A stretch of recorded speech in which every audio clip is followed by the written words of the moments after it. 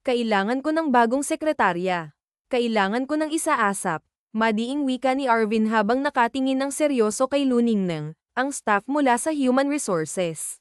Si Arvin, ang batang CEO at may-ari ng Berks Marketing Agency, ay kilala hindi lang sa kanyang tagumpay kundi pati na rin sa kanyang kakaibang personalidad. Sa edad na 25, nagawa niyang itayo ang sarili niyang kumpanya mula sa wala, isang patunay ng kanyang kasipagan, disiplina, at determinasyon. Pero kung gaano siya kahanga-hanga sa larangan ng negosyo, ganoon din siya kaisenggit at kastrikto sa kanyang mga empleyado. Walang sekretaryang tumatagal kay Arvin. Bukod sa pagiging masungit nito, hindi may kakaila ang kanyang kagwapuhan, isang bagay na laging nagiging sanhi ng problema. Ang mga dating sekretarya niya, sa halip na mag-focus sa trabaho, ay unti-unting nagkakagusto sa kanya. Umaasa ang mga ito na baka sakaling magustuhan din sila ni Arvin, ngunit kadalasan ay nauuwi lamang ito sa conflict of interest. Sir, maikli ngunit magalang na tugon ni Luningnang bago siya tumalikod upang umalis. Ngunit bago pa man siya makalabas ng opisina, muli siyang tinawag ni Arvin. One more thing, dagdag nito, ang boses ay puno ng kasiguruhan. Make sure pangit ang kukunin mong secretary ko.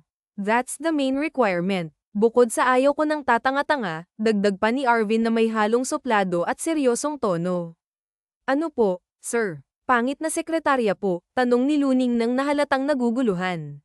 Ang kanyang kilay ay bahagyang nagtaas, tila hindi makapaniwala sa narinig. Yes, you heard me right.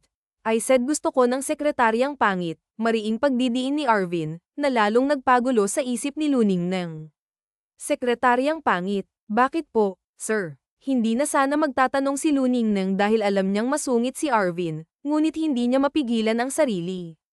Ang kahilingan ng kanyang boss ay hindi pangkaraniwan, at gusto niyang maintindihan ang loika nito.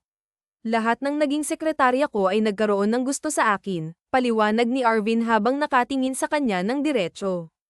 Halos lahat sila ay umaasa na magkakagusto ako sa kanila. Nakakaapekto yun sa trabaho namin.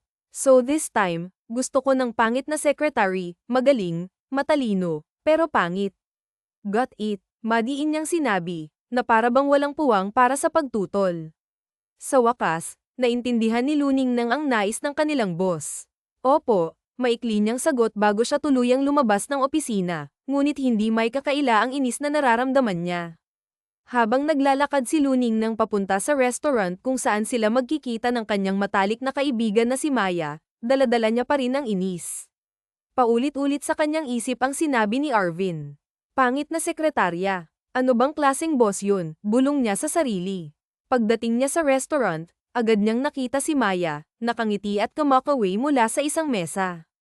Late ka na naman. At bakit parang samba ko lang mukha mo? Tanong ni Maya na puno ng biro, pero halata ang pag-aalala sa kanyang kaibigan. Si Maya ang matalik na kaibigan ni Luningnang mula pagkabata. Simula pa noong naging magkaklase sila sa grade school, hindi na sila mapaghiwalay. Ang kanilang pagkakaibigan ay tumibay pa lalo hanggang sa kolehiyo. Bad trip ako sa boss ko, bungad ni Luningnang habang dumudukot ng menu. Napaka-filingero talaga. Oh, bakit naman? Tanong ni Maya, sabay ngiti. Oo nga pala, libre mo to, di ba? Dagdag pa niya na may halong biro. Libre ko na naman. Ang kapal ng mukha mong mag-aya ng coffee date. Tapos ako na naman ang magbabayad, inis na sagot ni Luningnang, pero alam niyang hindi ito seryoso. Alam niyang hindi magtatampo si Maya dahil sanay na silang magbiruan ng ganito. O naman, wala pa nga akong trabaho, di ba? Kaya ikaw muna ang sagot dito. Pangako ko sa'yo, kapag may trabaho na ako, kahit araw-araw pa kitang ilibre, okay lang, biro ni Maya, sabay ngiti na parang batang namumulit. Dapat lang no, sagot ni Luningnang na may halong tawa. So, ano na ang meron sa boss mo? Mukhang may mabigat kang kwento, ha? Tanong niya, puno ng interes. Nagpapahanap ba naman ng pangit na sekretarya? Pangit talaga, inis na sagot ni Luningnang, sabay irap. Bakit daw? Tanong ni Maya, sabay lagay ng siko sa mesa, tila nag-aabang ng juicy na detalye. Lagi daw kasing nagkakagusto sa kanya ang mga sekretarya at umaasa na magugustuhan din niya. Nakakaapekto daw sa trabaho at sa personal niyang buhay. Ang conceited talaga. Nakakainis, bulalas ni Luningneng, ramdam ang frustration sa kanyang boses. Totoo naman yata, tanong ni Maya, na parang nagtanggol pa sa boss ni Luningneng. Well, halos lahat nga ata ng naging sekretarya niya ay nagkagusto sa kanya. Yung iba nag-resign nung na-heartbroken, at yung iba naman ay nag-eskandalo pa. Pero tama bang i-assume niya na lahat ng magiging sekretarya niya ay magkakagusto sa kanya? Ang kapal, sagot ni Luningneng, na halatang hindi pa rin makaget over sa inis. Ako na lang kaya, Luningneng. Hindi ba't matagal na akong jobless? Baka naman it's my time to shine. Ako na lang kaya ang mag-apply bilang sekretarya, biro ni Maya, sabay tawa, ngunit may bahid ng seryosong intensyon. Bingi ka ba? Ayaw nga niya ng nagkakagusto sa kanya, at ayaw niya rin ng maganda. Ikaw pa na napakaganda ang mag-apply. Di ba nga pangit ang hinahanap? Pangit ka ba? Gigil na tanong ni Luningneng, sabay tingin kay Maya mula ulo hanggang paa. Malayo sa pagiging pangit si Maya. Sa totoo lang, isa siya sa mga babaeng bihirang hindi mapansin. Matangkad siya, balingkinitan, at parang model ang tindig. Maputi ang balat niya, mala porselana, at may mapunggay na mga mata na tila laging namungusap. Ang kanyang mahahabang pilik mata, manipis at mapupulang labi, at makinis na kutis ay parabang kinuha mula sa isang magazine cover. Walang duda, hindi siya pasok sa kategorya ng pangit. Pwede namang magawa ng paraan yun, sagot ni Maya, sabay kindat. Naalala mo yung ginamit kong prosthetics doon sa TikTok challenge namin sa dati kong opisina? Ginaya ko si Betty La Fea, di ba? Pwede kong ulitin yun, dagdag niya, puno ng excitement. Seryoso ka ba? Tanong ni Luningneng, halatang hindi makapaniwala sa naririnig. Friend, malapit nang mailit ang lupa namin sa probinsya. May sakit din ang lolo ko. Wala silang ibang aasahan kundi ako. Ilang buwan na akong walang trabaho. Baka nga pati sa dorm ay mapalayas ako kung hindi pa ako magkakatrabaho. Tulungan mo na ako, please naman, pakiusap ni Maya, halos maluha-luha na habang hinahawakan ang kamay ng kaibigan. Si Maya ay solong anak. Maagang namatay ang kanyang ama, kaya't ang kanyang ina at lolo lamang ang nagtaguyod sa kanya. Ang kanilang maliit na lupain sa probinsya ang pangunahing pinagkukunan nila ng kabuhayan. Ngunit dahil sa pagkakasakit ng kanyang ina, napilitan silang isanla ang lupa. Sa simula, nababayaran pa nila ito, ngunit nang manghina ang kanyang lolo, kinailangan niyang lumuwas ng Maynila para maghanap ng trabaho. Sa kabila ng kanyang magagandang credentials, tila mailap ang swerte sa kanya. Oo naman, sigurado ako, friend. Alam mo namang kailangan ko ng trabaho. Hindi ko alam kung bakit hindi pa rin ako makahanap ng trabaho kahit masipag at maayos naman ako. Sige na, please, tulungan mo na ako. Muling nagmamakaawa si Maya, halos yumuko na sa harap ni Luningneng. Nako, ewan ko sa'yo, sagot ni Luningneng, tila nagdadalawang isip pa rin. Ngunit nang makita niya ang seryosong ekspresyon ni Maya, napabuntong hininga siya. Fine. Pero kapag nabuko ka, labas na ako dyan, ha? Mahal ko ang trabaho ko, at ayokong madamay. Isipin mo na lang paano ang pamilya ko kung mawawalan ako ng trabaho dahil sa'yo, paliwanag ni Luningneng. Oo, pangako, walang magiging problema, sagot ni Maya, itinaas pa ang kanang kamay na parang nanunumpa. Aasikasuhin ko na lahat ng papeles, ha? Pumunta ka sa opisina namin sa Monday. Siguraduhin mong hindi ka maganda. Ha? Natatawang sabi ni Luningneng. Tuwang-tuwa si Maya nang sa wakas ay pumayag na si Luningneng. Tumayo siya at niyakap ang kaibigan. Maraming salamat, Luningneng, sabi niya, puno ng pasasalamat. Sa Lunes ng umaga, maagang gumising si Maya. Pinaghandaan niya ang kanyang pagpapangit. Nagsuot siya ng makalumang damit, pinusod ang kanyang mahabang buhok, nagsuot ng malaking salamin, at ginamit ang kanyang prosthetics para palaperin ang kanyang ilong. Nilagyan niya ng eyeliner ang ilalim ng kanyang mga mata upang magmukhang haggard, at nagdrawing pa siya ng malaking nunal sa ilalim ng kanyang ilong.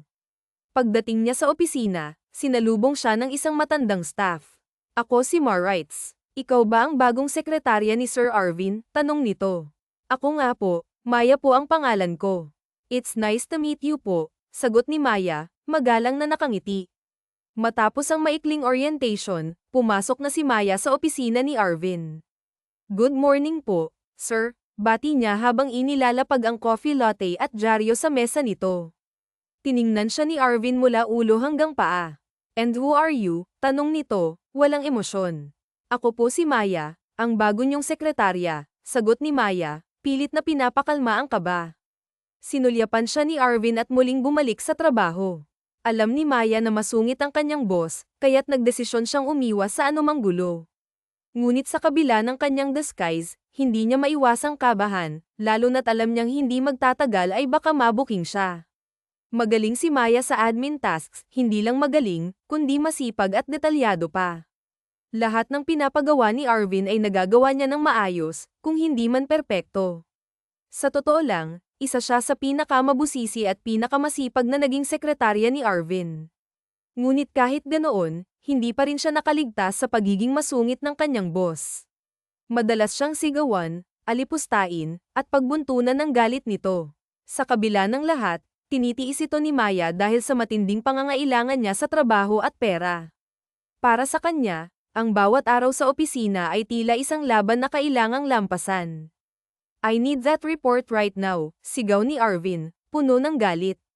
"Naiintindihan ko naman na mahirap ang report na yun at mapapalampas ko kung hindi mo kayang gawin, pero sana man lang nagsabi ka para ako na ang gumawa.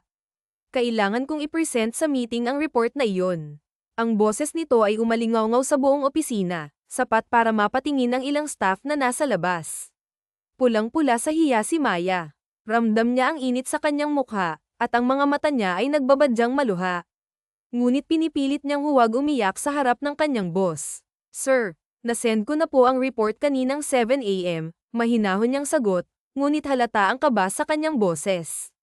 Napatingin si Arvin sa kanya, tila nagulat sa sinabi ng dalaga.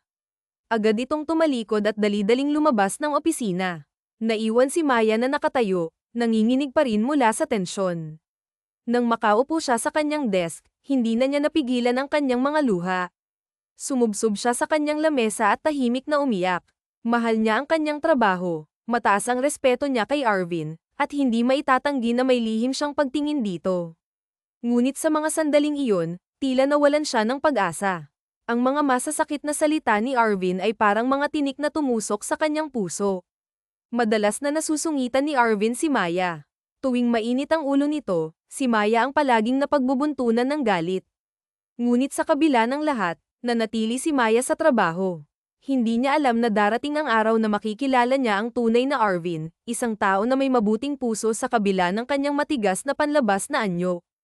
Isang gabi, matapos ang mahabang araw ng trabaho, naalala ni Maya na naiwan niya ang kanyang wallet sa opisina. Bumalik siya kahit alas 8 na ng gabi. Tahimik na ang buong building, at wala ng ibang tao. Ngunit laking gulat niya nang makita niyang bukas ang ilaw sa breakout room. Kinabahan siya. Dinampot niya ang wallet na nasa tabi ng kanyang mesa, iniambay ito bilang proteksyon sakaling may magnanakaw. Dahan-dahan siyang lumapit sa pinto ng breakout room. Nang buksan niya ito, nagulat siya nang makita si Arvin na nakaupo sa isang sulok, umiiyak. Nagkagulatan sila. Agad na pinunasan ni Arvin ang kanyang mga luha, tila nahihiya na makita siya sa ganoong estado. "Anong ginagawa mo dito? Tapos na ang office hours tanong ni Arvin, pilit na itinatago ang kanyang emosyon. "Ginabi po kasi ako sa pag-aasikaso ng mga dokumento natin. Naiwan ko po ang wallet ko kaya binalikan ko," sagot ni Maya, inilapag ang wallet na hawak niya. "Kayo po, sir, bakit andito pa po kayo? May kailangan pa po ba kayo? May mga ipapagawa pa po ba kayo sa akin?" dagdag niya, puno ng inosenteng pag-aalala. "Wala naman. Umuwi ka na at magpahinga, gabi na," sagot ni Arvin, ngunit halata pa rin ang lungkot sa kanyang boses. "Sure ka, sir? Sige po, mauna na po ako sa inyo," magalang na paalam ni Maya, ngunit bago pa siya makalayo, narinig niyang muli ang paghikbi ni Arvin. Paglingon niya, nakita niyang nakasubsob ito sa lamesa at humahagulgol. Nag-aalalang lumapit si Maya, kahit natatakot siyang muling sanjitin ng kanyang boss. Ngunit hindi niya kayang iwan ito sa ganoong estado. "Okay ka lang ba talaga, Sir Arvin? Baka kailangan niyo po ng kausap." "Andito lang po ako," mahinang sabi ni Maya, puno ng pag-aalala. "My brother died this morning," sagot ni Arvin, halos pabulong, ngunit ramdam ang bigat ng bawat salita. Condolence po, Sir Arvin, sagot ni Maya, napayuko na lamang sa lungkot. Nawalan ka na ba ng mahal sa buhay, Maya? Tanong ni Arvin, diretso ang tingin sa kanya. Yes po, sir. Yung lola ko po, nawala siya ilang taon na rin ang nakakaraan, sagot ni Maya. Ramdam niya ang sakit na nararamdaman ni Arvin dahil naranasan na rin niya ito. Hindi ko alam kung paano ko ito malalampasan, sabi ni Arvin, at muli itong napaluha. Ganun po talaga, sir. Sa tingin ko po, hindi naman talaga tayo naka-move on kapag nawalan tayo ng mahal sa buhay. Natututo lang tayong mabuhay nang wala sila. Pero yung sakit, nandyan pa rin. Hindi naman po ibig sabihin na nasasaktan tayo ay mahina tayo. Ibig sabihin lang po noon, mahal natin sila, sagot ni Maya, puno ng sinseridad. Napatingin si Arvin kay Maya. Sa unang pagkakataon, naramdaman niyang may taong tunay na nakakaintindi sa kanya. Salamat, Maya. Kahit paano, gumaan ang pakiramdam ko, sagot niya, sabay ngiti, kahit bahagya. Sige po, sir. Uuwi na po ako. Andito lang po ako kapag kailangan niyo ng kausap, sabi ni Maya, tumalikod na para umalis. Ngunit bago siya makalayo, nagsalita muli si Arvin. Wait, ihatid na kita. Late na. At ginabi ka dahil sa trabaho. Tama lang na ihatid kita, sabi nito, seryoso. Nagulat si Maya, ngunit lihim din siyang natuwa. Ah, sige po, sir. Salamat po, sagot niya, may bahagyang ngiti sa kanyang labi. Sa gabing iyon, sa kabila ng lungkot at sakit, tila may bagong koneksyon na nabuo sa pagitan nila. Isa itong simula ng mas malalim na pagkakaunawaan, at marahil, ng mas espesyal pang relasyon. First time mong kumain dito tapos puro combo na pagkain ang in-order mo. Baka kasi hindi masarap, ikaw nga, sir, ang dami mong in-order. Puro mamantika pa. Akala ko pa naman super healthy ang pamumuhay mo. Bakit mo naman naisip na super healthy ang pamumuhay ko? Kasi nagi-gym ka, ang dami mong bote ng vitamins sa office, ang healthy ng lifestyle mo. Maraming namamatay sa maling akala, biro pa ni Arvin at humalakhak ito. Wala siyang kaalam-alam na halos matuno si Maya sa kanyang ngiti. Napaka-pogi naman nito ni Sir, lalo na kapag nakangiti. Ang cute ng singkit ng mga mata niya, halos napipikit na siya kapag ngumingiti, bulong ni Laura sa kanyang sarili. Anong cute? Tanong ni Arvin.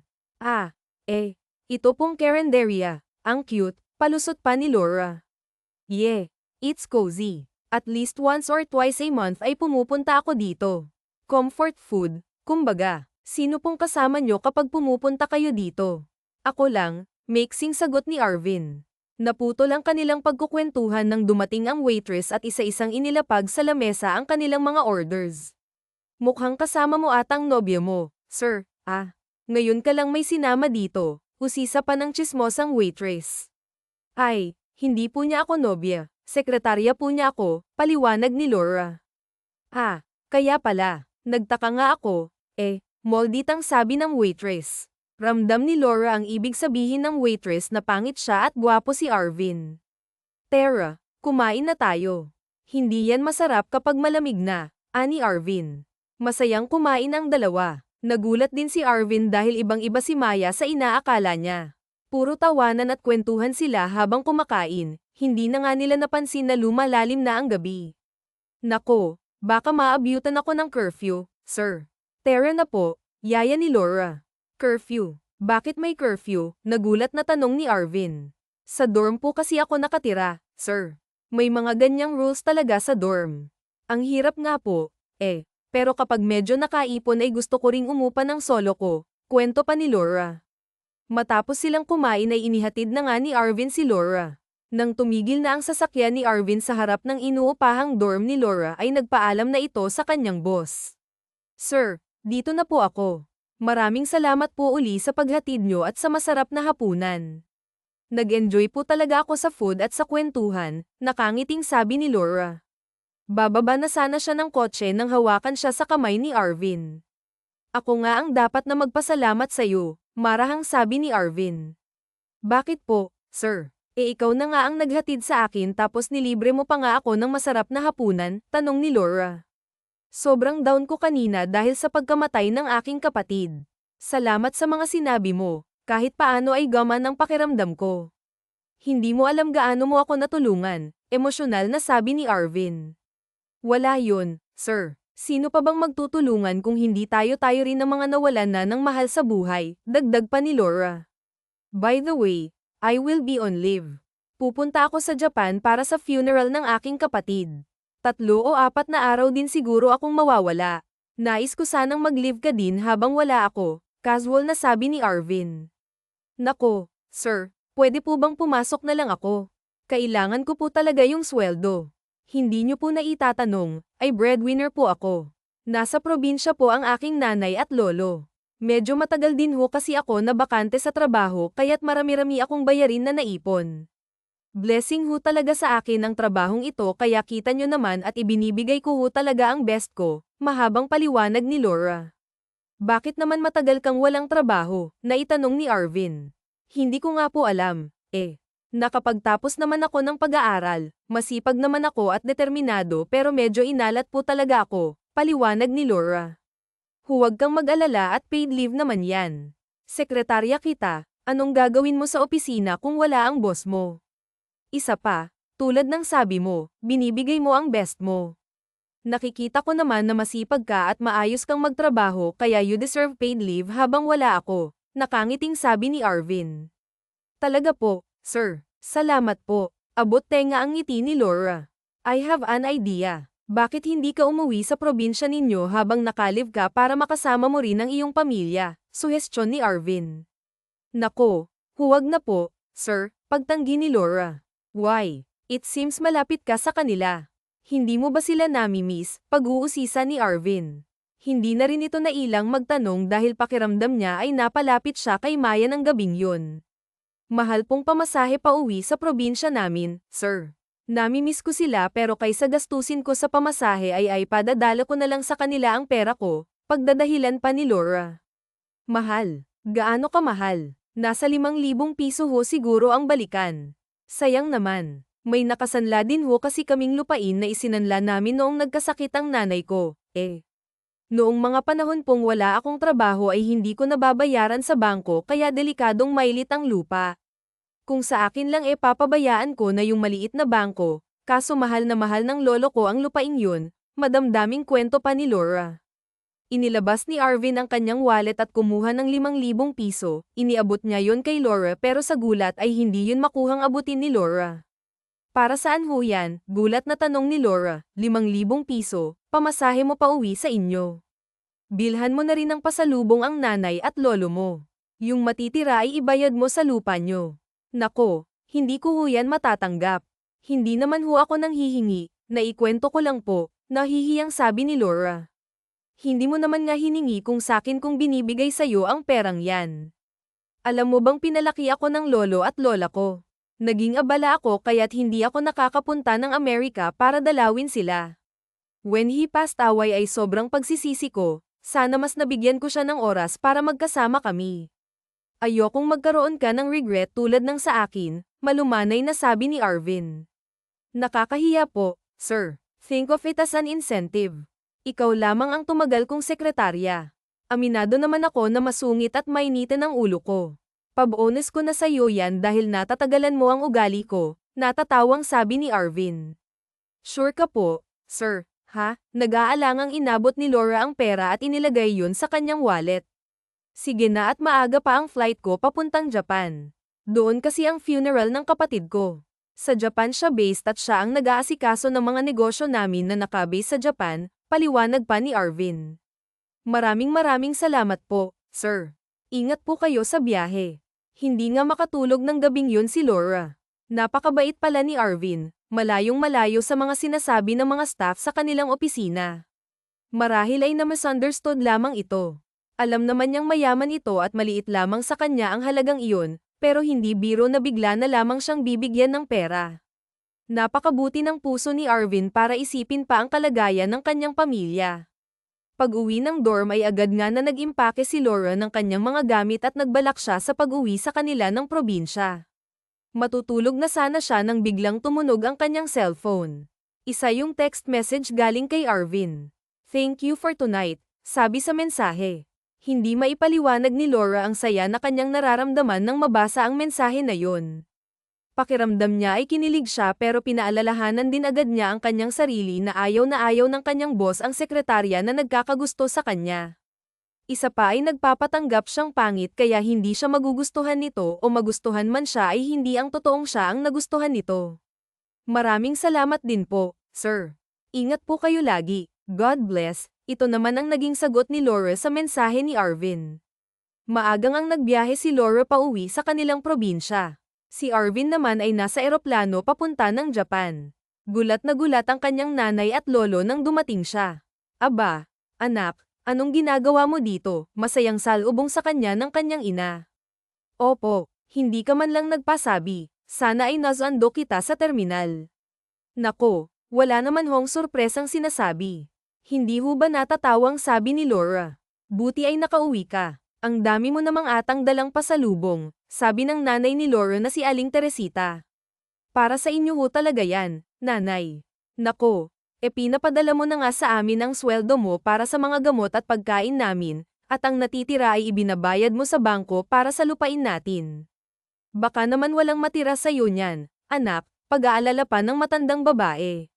Huwag ho kayong mag-alala, nanay. Biglaan lang ho akong binigyan ng bonus ng boss ko. Namatay ho kasi ang kapatid niya kaya nakalib siya dahil sa Japan ho ang burol. Binigyan ho niya ako ng paid leave kaya buo pa rin ang sweldo ko at binigyan pa ako ng bonus para pamasahe pa uwi dito at pambili daw ng mga pasalubong para sa inyo ni Lolo. Ang matitira daw ay ibabayad ko sa bangko para sa lupa natin, mahabang kwento ni Laura. Ang bait naman pala ng boss mo, wika ng lolo ni Laura. Oo nga ho, sabi-sabi sa opisina ay napakasungit daw at matapobre. Sa tingin ko ay hindi lang talaga nila nakikilala ng maayos ang boss namin. Mabait naman siya. Alam ko na dalhan mo ng mga prutas na ano natin ang boss mo pag-uwi mo. Suhestyon ng lolo ni Laura. Sige ho, lolo. Naging masaya ang 3 araw na bakasyon ni Laura. Malungkot nga lang nang kailangan na niyang umuwi sa Maynila. Sa isang banda ay hindi naman niya maipaliwanag kung bakit tila excited siyang pumasok sa opisina at makita si Arvin. Laura, ilusyon mo lang yun. Huwag mong haluan ng mali siya ang pagiging mabait niya. Focus lang sa career, paalala ni Laura sa kanyang sarili. Nang bumalik na nga sa opisina si Laura ay nagulat siya sa kaguluhan sa front desk nila. Ang mga staff ay nagkakagulo sa 5 malalaking paper bags. Ang bawat isang paper bag ay puno ng mga pasalubong galing sa Japan. Oh, anong meron dito? Tanong ni Laura sa kanyang mga kasamahan. Bumalik na si Boss Arvin, ang daming pasalubong para daw ito sa lahat. Ang daming tsokolate, bags, t-shirts at kung ano-ano pa, bida ni Luningneng. Ah, talaga? Gulat na tanong ni Laura. Oo nga, alam mo. Madalas naman siyang mag-travel pero sa tinagal-tagal ko dito ay kahit minsan hindi man niya nagbigay ng pasalubong. Ngayon lang at ang dami pa. Kumuha na kayo ng mga gusto nyo at baka hindi na maulit pang muli, biro pa ng isang senior staff. Oo nga, ngayon ko lang din niya nakita ng ngumiti at namigay ng pasalubong to think na nagluluksa siya sa pagkawala ng kanyang mahal na kapatid. Ano kayang nangyari dyan? Kwento ng isa pang staff. Baka naman in love. Hindi ba't ganun yun? Bumabait ang mga tao kapag in love, biro naman ng isa pang lalaking staff. Ngumiti lamang si Laura at dumiretso na siya sa kanyang lamesa. Nagulat siya nang makita ang isang malaking paper bag sa kanyang upuan. Hala, ano ito? Tanong ni Maya sa kanyang sarili. Binuksan niya ang paper bag nang nakaupo na siya. Nakita niyang mga tsokolate at iba't ibang gamit galing Japan ang nasa loob ng paper bag. Lihim namang kinilig si Laura at pinigilan niyang mapangiti dahil baka may makakita sa kanya. Maya-maya pa ay nagring ang kanyang intercom, si Arvin ito. Andyan ka na pala, kunin mo yung mga papeles at kailangan mo na itong tapusin today, wika nito. Kabado namang pumunta si Maya sa opisina ni Arvin. Pagpasok niya ay naramdaman niyang hindi lamang siya ang naiilang maging si Arvin ay tila naiilang sa kanya. Iniabot nito ang mga papeles na kailangang ayusin ni Laura. Kailangan matapos ang lahat ng yan today, ha? Matagal tayong nawala kaya naman naipon ang trabaho, wika ni Arvin na tila naiilang na tumingin sa kanya. Opo, boss, sambit ni Laura nang iniabot ang mga papeles. Tumalikod na siya para bumalik sa kanyang lamesa nang tawagin siya ni Arvin. Nakita mo ba yung paper bag sa upuan mo? Tanong nito. Opo, nakita ko po. Maraming salamat po. Napakarami naman po, nahihiyang sabi ni Laura. Alam kong mahihiya kang kumuha sa mga pasalubong sa mga staff kaya't ipinagtabuyan kita. Ay, nagpadala din po pala sila nanay at lolo sa'yo, mga prutas po at gulay po. Kaso hindi ko alam kung magugustuhan nyo, nahihiyang sabi ni Laura. Siyempre naman, magugustuhan ko, nakangiting sabi ni Arvin. Sige po, sandali, kukuhanin ko po. Umalis si Laura para ilagay sa kanyang lamesa ang mga papeles at kinuha din niya ang plastik na naglalaman ng mga prutas at gulay galing sa kanilang bukid. Bumalik siya sa opisina ni Arvin at ibinigay ang mga iyon. Kumusta naman ang iyong bakasyon? Nakangiting tanong ni Arvin.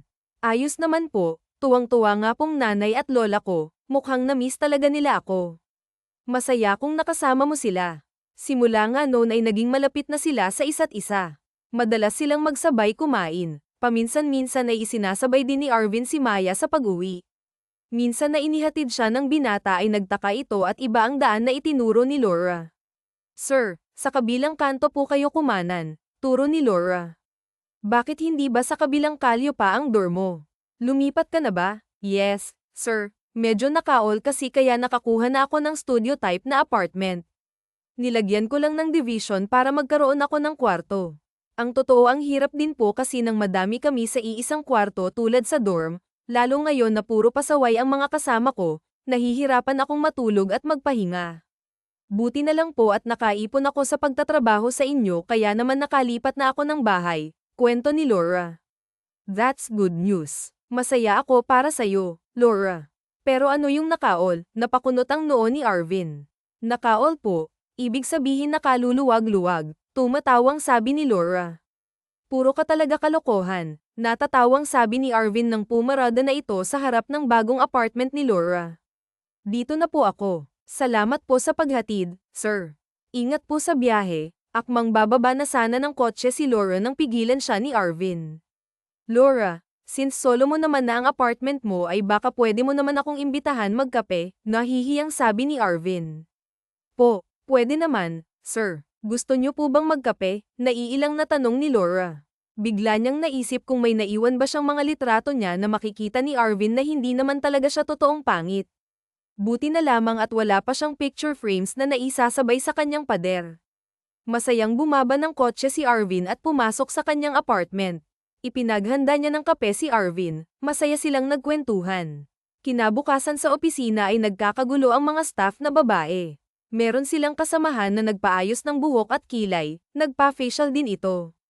Kasama niya ang kaibigang gumawa ng mga iyon. Girls, kung gusto niyong gumanda ay sa kanya kayo magpaayos. May-ari siya ng isang salon kaya't mura lamang ang singil niya, bida ng babaeng staff. Ang ganda nga ng pagkere ng buhok mo, eh. Gusto ko din yan, sabi ng isa pang babaeng staff. Gusto kong magpa-ribbon, facial, at microblade ang tulad ng sayo, sambit ng isa pang staff. Laura, baka gusto mo ding magpaayos din. Ang kapal ng kilay mo, eh. Magaling silang mag-microblade, siguradong gaganda ka, sabi naman ng isang staff kay Laura. Ngumiti lamang si Laura, pati yung buhok mong laging nakapusod, ipabahar mo para gumanda, sabi ng isa pang staff. Hindi naman apektado si Laura dahil alam naman niya na maganda siya kaya't binaliwala lamang niya ang mga sinabi ng kanyang katrabaho. Lingid sa kanilang kaalaman ay nasa sa likod pala nila si Arvin. Hindi mo naman kailangan ng ribbon, facial o microblading na yan. You're beautiful, nakangiting sabi ni Arvin na mula sa hiya si Maya pero halos sisabog ang puso niya sa tuwa. Natahimik naman ang mga staff, nagulat sila sa sinabi nito. Nang makapasok naman ng kanyang opisina si Arvin ay sinimulan nang ang asarin ng mga katrabaho niya si Laura. Oy, beautiful ka daw. Haba ng hair mo natatapakan ko na, biro ng staff. Oo nga abot hanggang dito sa lamesa kong haba ng hair, natatapakan ko na nga, biro pa ng isa. Pero teka, seryoso na ha. Sa tingin ko ay may gusto sa'yo si Boss Laura, seryosong sabi ng matandang staff. Grabe naman ho kayo, mabait lang talaga siya sa akin, pagtanggi pa ni Laura pero sa totoo lang ay nararamdaman na rin niyang may gusto ito sa kanya.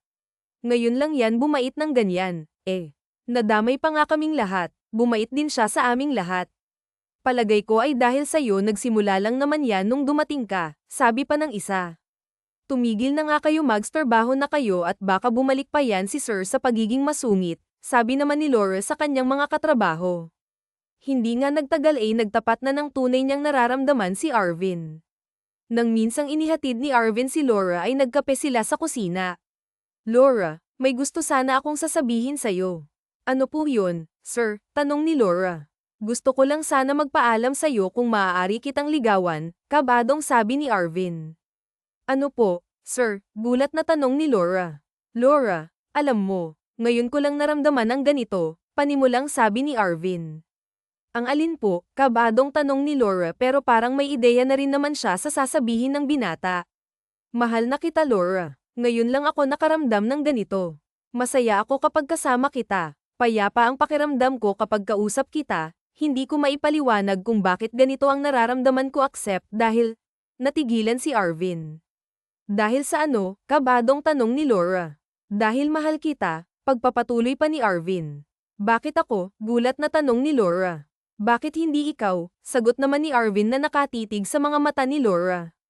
Hindi ko alam kung anong meron sa'yo but guess that's love, ani Arvin. Ha? Anong ibig mong sabihin? Naguguluhan pa rin si Laura. Baka nakakatawa lang talaga ako sir. Alam mo naman yung mga hindi kagandahan dapat maging mabait o nakakatawa kami para makompensate namin yung looks namin. Biro pa ni Laura. Anong hindi kagandahan? You're beautiful inside and out. Napakabuti ng puso mo, maganda ka at maganda ang nasa loob mo. Magkaiba tayo, mayaman ka at mahirap ako, napakagwapo mo at ako naman ay hindi kagandahan, nahihiyang sabi ni Laura. Importante ba kung mayaman ako at mahirap ka? Sa atin pwedeng hindi pero sa mga taong nakapaligid sa atin malamang importante yan, sa mga magulang mo ano na lang ang sasabihain nila. Matatanggap kaya nila ang isang tulad ko na mahirap at pangit hindi ka pangit Lur, giit pa ni Arvin. Para sa'yo hindi pero sa lahat ng tao sa paligid natin oo. Kaninong opinyon ba ang mahalaga para sa'yo, sa akin o sa kanila? Sa'yo. Ayun naman pala, nakangiting sabi ni Arvin. Paano kung maging mag-asawa tayo at maging kamukha kung magiging anak natin maganda ka Laura? Ikaw ang pinakamagandang babae para sa akin. Masyado mo na akong pinapakilig, so papayag kang maging nobyo ako. Walang ligaw-ligaw, ano ako easy to get, halakhak ni Laura. Handa naman akong manligaw at maghintay, nakangiting sabi ni Arvin. Sure ka ha, medyo pakipot ako, tumatawang sabi ni Laura. Nagsimula na ngang manligaw si Arvin kay Laura at dahil nga may pagtingin din si Laura sabi nata ay hindi nagtagal ay naging magnobyo na sila. Hindi na rin nila itinango ang kanilang pag-iibigan, sekretarya naman kasi ni Arvin si Laura at hindi ito makakaapekto sa ibang mga staff dahil mabait naman si Laura sa lahat ay hindi na rin nila ginawa ng issue. Si Laura ang totoo ay naging masaya pa nga sila dahil talaga namang malaki na ang ipinagbago ni Arvin simula nang dumating si Maya at lalo pa nga itong naging mabait nang maging magnobyo sila. Laura was there for Arvin through all his struggles at work and personal life. Si Arvin din naman ay todo suporta kay Laura. Maganda ang kanilang naging samahan, kumukuha sila ng inspirasyon at lakas ng loob mula sa isa't isa. Minsan ay dumalaw ang matapobreng ina ni Arvin sa kanyang opisina. Sino yung babaeng sa labas ng opisina mo ay ho? Nakasimangot na tanong ng matanda. Sekretarya ko ho, mama, naiilang na sabi ni Arvin. Bakit naman napakakapangit ang tinanggap mong sekretarya? Wala ba silang maayos-ayos na itsura? Dagdag pa nito. Magaling na sekretarya ho siya mama, pagtatanggol ni Arvin. I get it pero tingnan mo naman ang itsura. Umiwas na lamang si Arvin sa usapan. Kinabahan siya, hindi gusto ng kanyang mama si Lur bilang kanyang sekretarya. Paano pa kaya kapag nalaman nito na nobya niya ang pangit na babae? Pilit itinago ni Arvin sa kanyang mama na nobya na niya si Lur pero dahil hindi naman nila itinatago ang kanilang relasyon sa opisina ay nakarating pa rin ang totoo sa kanyang mama. Isang araw ay dumating sa opisina si Doña Marita, kinausap nito ang isang staff. Nasaan ang aking anak? Tanong ni Doña Marita. Magandang umaga po Ma'am Marita, wala po si Sir Arvin, lumabas po sila ng kanyang nobya, magla-lunch lang po, alam nyo na po manseri po kasi nila, nakangiting sabi ng staff. Nobya. Wala namang nobyang anak ko, nababahalang sabi ni Doña Marita. Meron ho, baka lang ho hindi pa naibabalita sa inyo dahil lagi silang busy. Yung bagong sekretarya po niya ang naging nobya niya. Naku, napakaganda nga ho ng kanilang love story, nakakakilig at nakakatuwa ho dahil ang laki ho talaga ng pagbabago kay Sir Arvin simula nang naging nobya niya si Lur. Lore, yung pangit na sekretarya niya, hindi ba't yun ang hik host ni babaeng mahirap pa sa daga tapos pangit pa, gigil na sabi ng matanda. Nabigla naman ang staff sa kanyang narinig. Mabait sa kanila si Maya at nasaktan ito na napagsalitaan ng masasakit na pamimintas ang dalaga. Mauna na po ako, ma'am, babalik ho sila after lunch. Pagkasabi noon ay umalis na ang babae, hindi nagpatinag ang matanda, hindi rin ito mapakali kaya't minabuti na nitong maghintay sa loob ng opisina ni Arvin. Matapos kumain nila Maya at Arvin ay bumalik na sila sa kanilang opisina. Pagpasok nila ng opisina ay nagtatawanan pa ang dalawa pero nagulat pa sila nang makita si Doña Marita na nakaupo sa upuan ni Arvin. Mama, anong ginagawa mo dito? Gulat na tanong ni Arvin. Magkahawak kamay pa man din sila ni Laura. Kanina pa ako dito, actually ang sabi sa akin ng staff ay lumabas ka raw para mag-celebrate ng Monsseri kasamang iyong nobya na hindi ko kuman lamang alam na nobya mo na ang pangit at mahirap na babaeng ito. Anong nangyari sa iyo, Iho? Matapobreng sabi ni Doña Marita. Mama please, tinangkang ang awatin ni Arvin ang kanyang mama. Lalabas na lang po ako. Akmang lalabas pa si Laura pero inawat siya ng matanda. Huwag kang lumabas, kailangang marinig mo ang aming pag-uusapan. Pag-awat pa nga ng matanda. Mama, mahal ko po si Laura at hindi ko maintindihan kung anong problema nyo sa aming relasyon, naiinis na sabi ni Arvin. Hindi ako makakapayag na maging nobya mo ang babaeng ito. Paano kung maging asawa mo siya at magkaanak kayo? Gusto mo bang malahiin ng pangit dahil ako ayoko? Galit na sabi ng matanda. That is so rude, mama. Hindi makapaniwala si Arvin sa mga sinabi ng kanyang mama. Tama na Arvin, tama naman ang iyong mama, mapagkumbabang sabi ni Laura. Isa pa ay napakahirap na babaeng yan. Nagtanong-tanong ako at nalaman ko na mahirap pa sa daga ang babaeng yan. Paano kung ginagamit ka lamang niya dahil sa pera ng ating pamilya? Dirdiretsong sabi ng matanda. Mahal ko ho ang inyong anak at hindi ho ako mukhang pera, lalo na ho na hindi ako magagalit. Umiiyak na sabi ni Laura. Iho, ipasasara kong kumalang ito kung itutuloy mo pa ang relasyon mo sa kanya, banta ng kanyang mama. What unbelievable, mama, natigilan si Arvin sa banta ng kanyang mama. Pag-isipan mo, ito lang ang sinabi ng banda at umalis na ito. Binangga pa nga niya si Laura nang palabas siya ng pinto. Lalo namang naiyak si Laura nang tamaan siya ng matanda sa balikat niya. I'm sorry Laura, ako na ang humihingi ng paumanhin para sa aking mama. Mahinang sabi ni Arvin. Hiyang-hiya siya sa inasal ng kanyang ina at kinakabahan din siya na baka biglang makipag-break sa kanya si Laura. Mahal na niya ito at hindi niya alam ang gagawin kapag nawala ang dalaga sa buhay niya. Wala ka namang kasalanan Arvin, naiintindihan ko naman ang iyong mama. Kung may anak siguro ako ay hindi ko rin siya gugustuhing mapunta sa pangit at mahirap. Umiiyak na sabi ni Laura. Hinawakan ni Arvin ang kamay ni Laura. Sa tingin ko ay marami pa tayong pagdadaanan na tulad nito. Gusto kong mangako ka sakin, Laura, na hindi ka bibitaw. Ipaglalaban natin ang ating pagmamahalan, pangako, maiksing sabi ni Laura. At nagkayakap ang dalawa ng mahigpit. Pinilit nga ng dalawa na huwag nang isipin ang nangyari sa kanilang ina ni Arvin. Nagsumpaan sila na magiging matatag sila. Hindi nila alam na may parating pa ang revelasyon na susubok sa kanilang pagmamahalan. Isang araw na masamang-masama ang pakiramdam ni Arvin ay hindi ito pumasok ng opisina dahil nga nanghihina ay hindi ito nakatawag kay Maya. Sobrang stressed si Arvin ng araw na iyon dahil sa mga problema sa ibang negosyo. Dagdag pa na namimiss ng sobra ang kanyang kapatid. Nagkaroon siya ng nervous breakdown. Naglasing din ito ng todo. Nag-alala naman si Laura dahil hindi rin sinasagot ni Arvin ang kanyang mga tawag. Na pagdesisyonan niyang magpunta sa kondo ni Arvin. Makaluma si Laura at kahit kailan ay hindi siya nagpunta sa kondo ni Arvin. Naiilang siya na isang dalagang tulad niya ay pupunta sa bahay ng lalaki. Nagpunta si Maya sa address ni Arvin sa kanyang file. Pagdating niya sa kondo ay nagtaka siya dahil hindi man lamang nakalock ang pinto. Ilang beses ding tumawag si Lur pero walang sumasagot. Binuksan niya ng bahagya ang pinto at narinig niyang si Arvin na nagsusuka. Dali-dali siyang pumasok at nakita niyang nagsusuka si Arvin. Nilapitan niya ito at lasing na lasing pala ito. Kumuha si Maya ng tubig at pinainom ang binata. Arvin, uminom ka ng tubig para huwag kang ma-dehydrate. Nag-aalalang sabi ni Lur, pinalitan din ni Lur ang damit ni Arvin, nilinis niya ang suka ng binata, nag-init din siya ng tubig para linisan ang katawan nito, nagluto si Laura ng mainit na sabaw para may makain si Arvin. Pag-icing nito habang iniintay na magising si Arvin ay nakaramdam ng antok si Laura, buti na lamang ay may nakita itong mattress, inilatag niya ito at saka siya nakatulog. Nang magising si Arvin ay nakaramdam siya ng matinding sakit ng ulo mula sa pag-inom ng sobrang alak ng gabing yun, kasi ay naaalala niya ang kanyang kapatid. Nakaramdam siya ng matinding lungkot kaya't uminom ito ng maraming alak na mag-isa. Nagulat si Arvin ang makita na natutulog sa sahig si Laura. Napansin din niya na nilinisan siya ni Laura, pati nga ang mga kalat niya ay nilinisan din ng dalaga. Masaya si Arvin na hindi siya iniwan ng dalaga ng mga panahong mahina siya natutulog pa si Laura. Dahan-daang bumangon si Arvin mula sa kanyang kama. Nang nakalabas na siya ng kwarto ay akmang magluluto na siya, pero nasagi niya ang bag ni Laura na nasa countertop. Nahulog ito sa sahig at dahil bukas ang zipper ay nahulog ang ilang gamit ni Laura. Ililigpit lang sana ni Arvin ang mga gamit, pero nang damputin niya ang government ID ni Laura ay napansin niyang iba ang mukha nito. Napakaganda ng babaeng nasa larawan, pero pangalan ni Laura ang nakalagay doon. Kinabahan na si Arvin at hinalungkat niya ang mga gamit ni Laura. Dito na tumambad sa kanya ang katotohanan. Nakita niya lahat ng ID cards ni Laura, at iba nga ang mukha ng dalaga.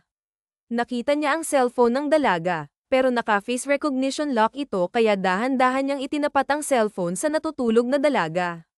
Alam naman ni Arvin na hindi niya dapat pinapakialaman ang mga gamit ni Laura, pero alam niyang may madidiskubre siya tungkol sa pagkatao nito gamit ang cellphone ng dalaga.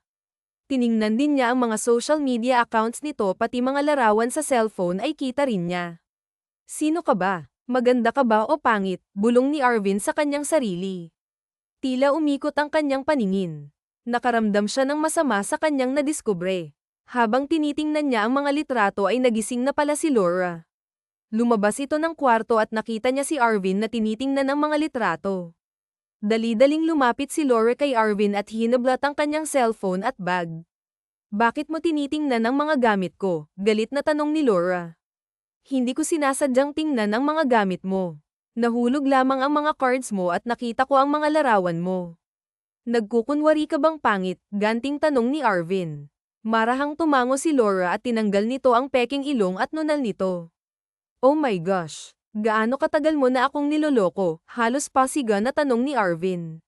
Hindi kita gustong lokohin, Arvin. Matagal na akong naghahanap ng trabaho. Hindi ba't alam mo naman na nag-struggle ako sa paghahanap ng trabaho? Sakto namang nangangailangan ka ng sekretarya. Ang kaso ay pangit daw ang kailangan mo, kaya naisipan kong magpanggap. Hindi ko naman akalaing magugustuhan mo ako at aabot tayo sa ganito. Hindi ko naman kasi alam na mapapamahal ako sa'yo, pagdadahilan pa ni Laura. Bakit hindi mo sinabing totoo? Dapat noong maging magnobyo na tayo, inamin mo na ang totoo, o bago mo ako sinagot ay dapat pinagtapat mo na ang totoo sa akin. Napapaisip tuloy ako, Laura, ano pa bang hindi mo inaamin sa akin? Ano pa bang hindi totoo tungkol sa'yo? Galit na tanong ni Arvin. Natakot ako mangiyak-ngiyak na sabi ni Laura. Natakot ka saan? Natakot akong mawala ka, Arvin, dahil alam kong magagalit ka. Gusto kong sabihin ang totoo pero sa tingin ko'y nagustuhan mo ang pangit na ako.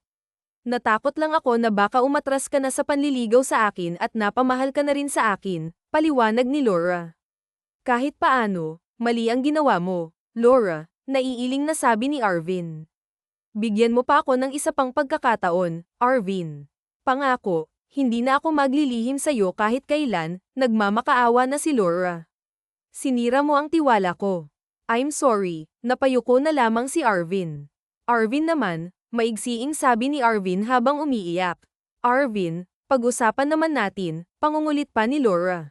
Walang lugar sa kumpanya ko ang isang sinungaling at manloloko. Walang lugar sa buhay ko ang isang sinungaling na tulad mo. Anong ibig mong sabihin, Arvin? Umiiyak na tanong ni Laura.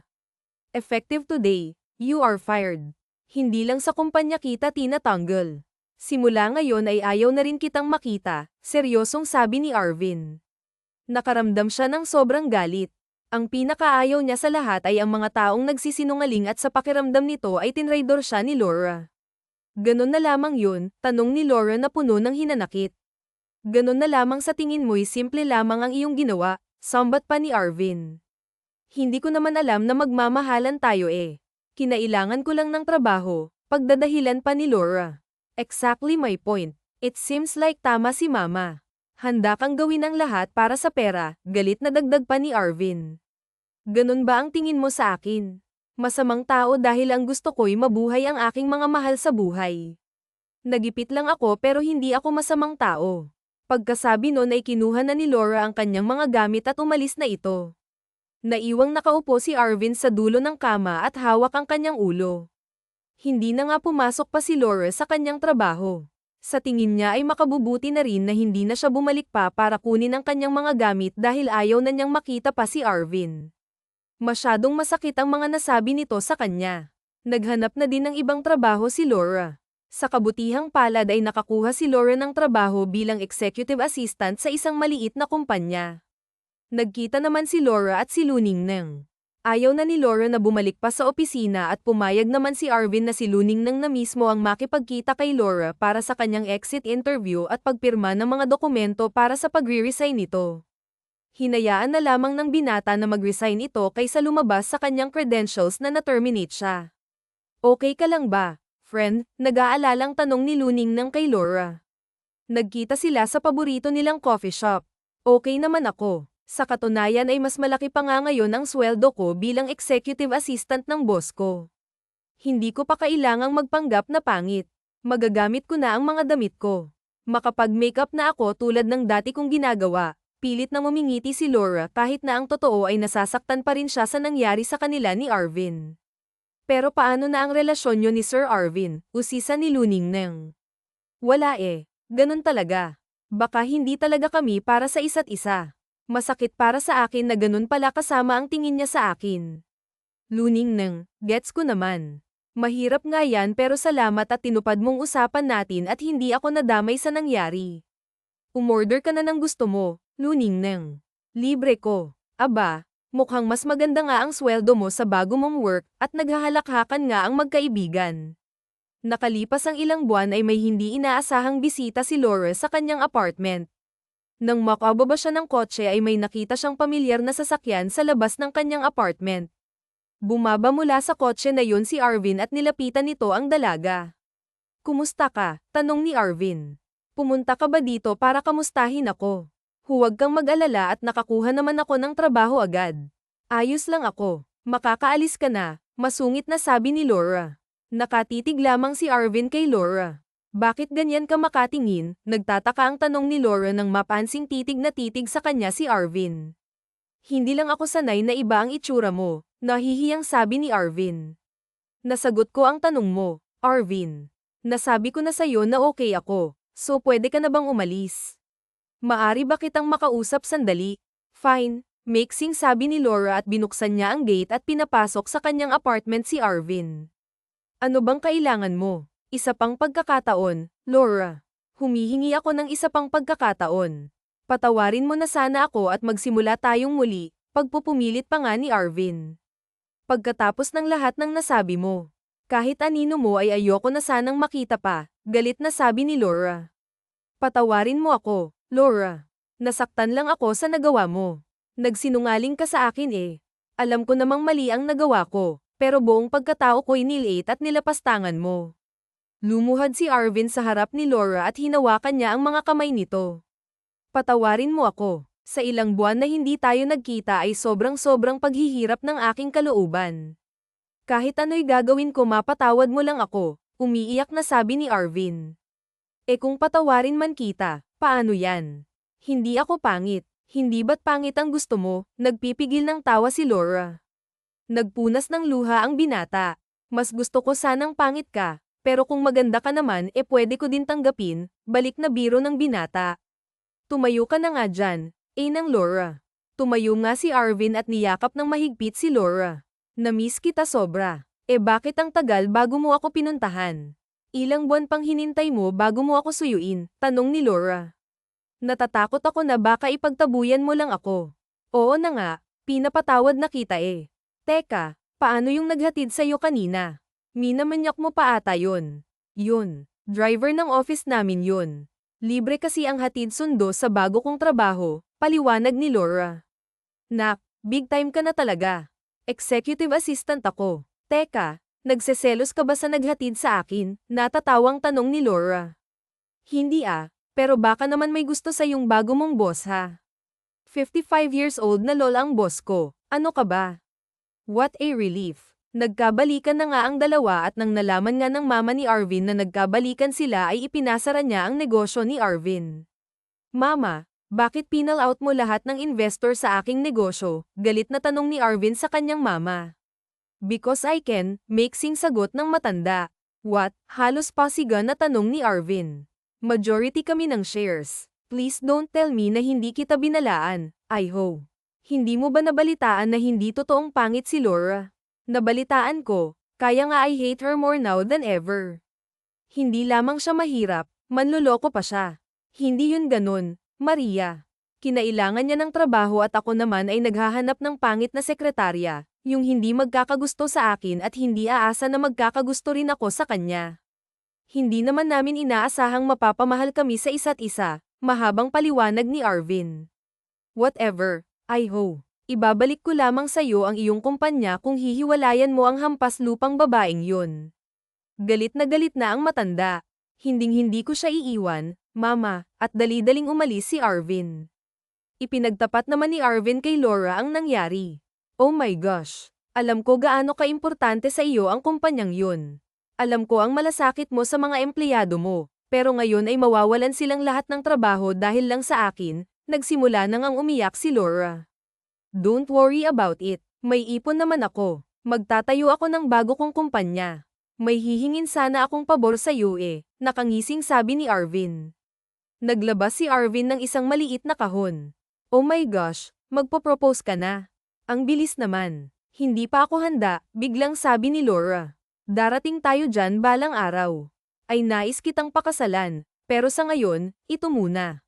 Binuksan ni Arvin ang kahon at may laman itong bracelet. Bracelet, naguguluhang tanong ni Laura. Will you be my secretary again? Nakangiting tanong ni Arvin. Ha? Anong ibig mong sabihin? Tanong ni Laura. Kaya kung isakripisyo ang kumpanya dahil handa akong ipaglaban ang ating pagmamahalan. Pero ngayong magsisimula ako ng bago kong kumpanya, kakailanganin ko yung tulong at suporta mo. Ikaw ang inspirasyon ko, Laura. Kita naman ang lahat kung paano ko nagbago nung dumating ka sa opisina at sa buhay ko.